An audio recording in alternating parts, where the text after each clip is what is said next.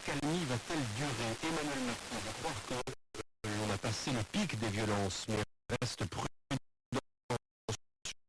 La suite, le chef de l'État qui a reçu à l'Élysée aujourd'hui près de 250 maires touchés par les émeutes. Il promet une loi d'urgence pour accélérer la reconstruction. Une centaine de bâtiments publics ont été par exemple dégradés en Île-de-France. 80 bureaux de poste n'ont pas pu rouvrir en raison des destructions et des risques. Du côté des entreprises, Bruno Le Maire, le ministre de l'économie, lui se dit prêt à annuler les cotisations patronales pour les commerçants les plus touchés.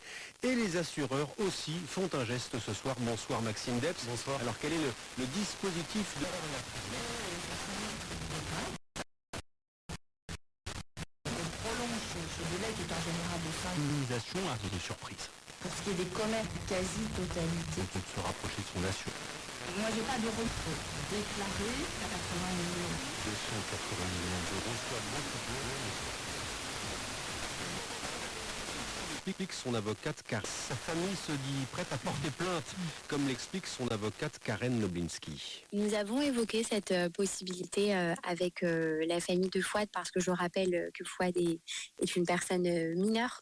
Donc nous avons évoqué cette possibilité tous ensemble et une plainte sera déposée dans les prochains jours sur les chefs de violences volontaires par personne dépositaire de l'autorité publique au regard des violences psychologiques, du choc traumatique que les faits ont entraîné pour Fouad.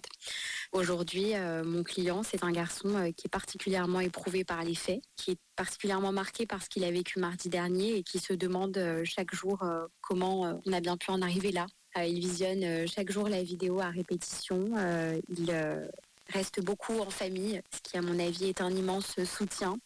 Et il s'interroge aujourd'hui sur la façon dont il va pouvoir se reconstruire. L'avocate Karen Noblinski avec France Info, ajoutons enfin que les bus et les trams s'arrêteront de rouler au plus tard à 22h à partir de ce soir, soit une heure plus tard que les jours précédents.